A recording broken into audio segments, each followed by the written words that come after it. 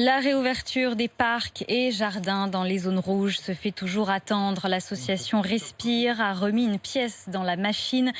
Elle a déposé un référé devant le Conseil d'État. Elle estime que cette fermeture est contre-productive et elle n'est pas la seule à le penser. Reportage à Paris, Thomas Chupin. C'est un peu amer que cette Parisienne est sortie prendre l'air. On est comme dans un zoo, là.